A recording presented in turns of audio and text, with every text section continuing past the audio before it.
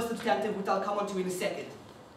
And we believe that the grassroots change will actually encourage legal reformation for women, but not the type of reformation they're talking about, the superficial reformation, which is only meant to show to the countries that are giving the money that the reformation is occurring. No, we are talking about reformation that is by the people, for the people. The right type of reformation, the democratic reformation. And ladies and gentlemen, often we give aid to encourage the principle of democracy in undemocratic societies. And therefore, that point falls on our side of the house and not theirs.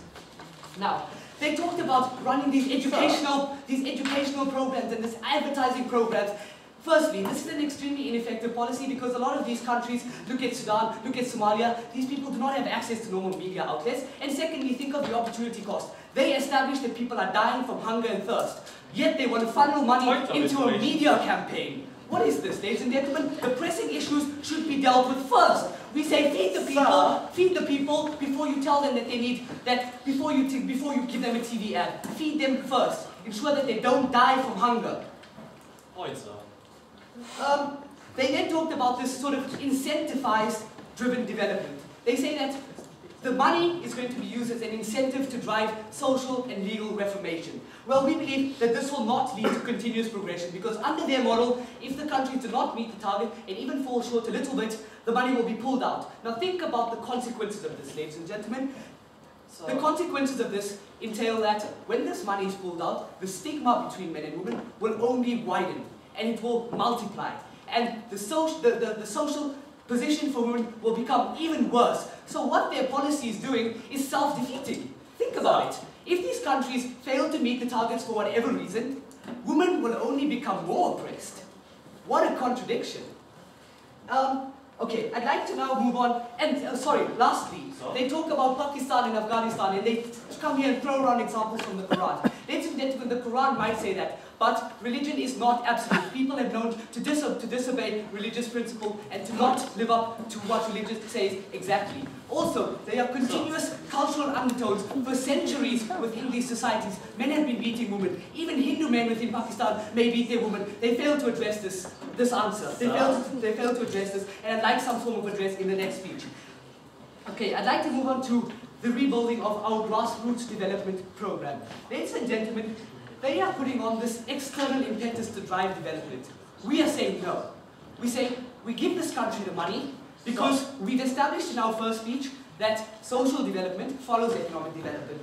So rather than driving both at the same time and possibly having none, we fuel economic development to fuel social development. It's a logical argument, ladies and gentlemen. We believe that... No, thank you.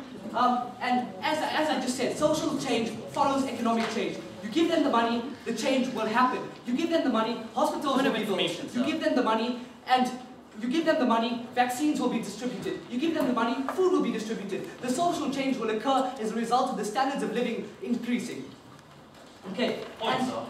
And this will occur without this form of resentment between men and women, without this widening of the stigma. It will occur naturally, it will occur by the people, for the people, which is the best type of reformation, not the superficial reformation that the proposition would like you to adopt. Now, I'd like to move on to the fact that women's rights are an ineffective string to edge.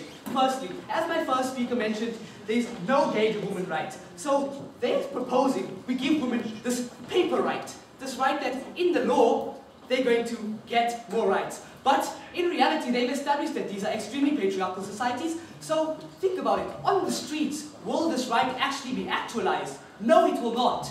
The religious undertones, the cultural undertones, the existing stigma will prevent the right from being actualized. The only way to actualize the right is through grassroots development from the bottom, allow these countries to rise from the ashes and to attain true equality. Now we're going to talk about the nature of strings. Firstly, these strings are far too demanding. They're suggesting that these countries who are, firstly, they need the aid, so there's obviously a problem. They're suggesting that they have economic development, infrastructural development, legal development, the list could go on. They're suggesting that they do all of this together. We say you fuel economic development, and everything else will follow naturally as a natural cycle. Okay. Now, we believe that the interference in government autonomy is unacceptable. It undermines the very principle of democracy that development aid is meant to encourage. it's a self-defeating policy as there's no, the right won't be actualized. So what's the point of letting the motion stand if it's not achieving what it wants to achieve? What have I told you today? And lastly, the patriarchal dominance at the very lowest level, the household level, will not be eradicated under their policy. The government would not be able to interfere into the household. Men would still beat their wives. They love to throw around this, but men would still beat their wives. The government, in many countries, there's still household beatings in the US, there's still household beating in South Africa, where women's rights have gone, where paper rights have gone under continuous reformation in recent years, yet it still occurs. And under their motion, it will still occur, and therefore their motion is self-defeating. Ladies and gentlemen, I'm going to tell you why we've won this argument. Firstly, I've told you that grassroots development is the best type of development. Letting it come from the bottom up, letting it completely reform is the best. And lastly, I've told you that women's rights are an ineffective string to aid, and they betray the true purpose of giving aid. Ladies and gentlemen, I am proud to oppose, and I beg you to oppose.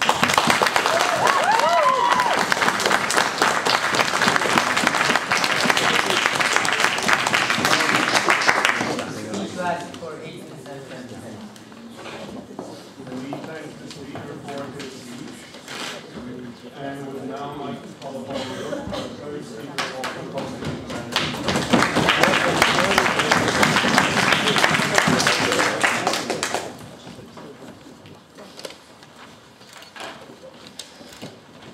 Inside opposition's world, women of developing countries want to be beaten up by men.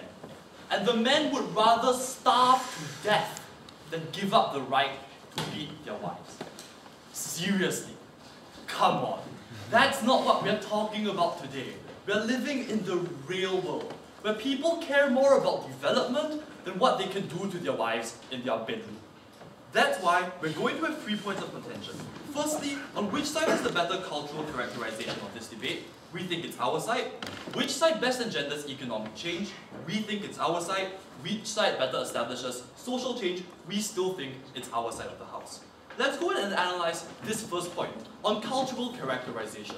I already told you why the characterization of developing nations is so wrong, but let's expand this a bit further, right?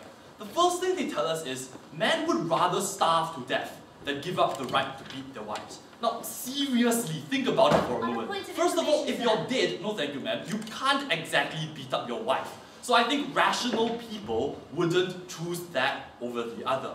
Secondly, we've seen a clear precedent for nations accepting developmental aid even when it's tied to things they would rather not have. We gave you precedent examples of places in Rwanda, in Liberia, in Mozambique. We haven't heard any response from their side of the house. No thank you, sir.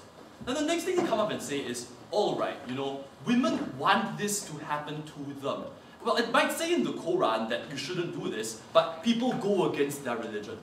First of all, I still find it impossible to accept that somehow a woman wants to be beaten up. Pain is pain is pain is pain. Abuse is abuse is abuse is abuse. No amount of religious justification ever makes abuse or pain justified, and I don't think anyone believes that. If you truly believe that, no thank you, then why are you even supporting changes from the grassroots up in the first place? If you really believe that the status quo is perfectly fine and that religious and cultural reasons should let men beat up their wives, why do you even care about grassroots change?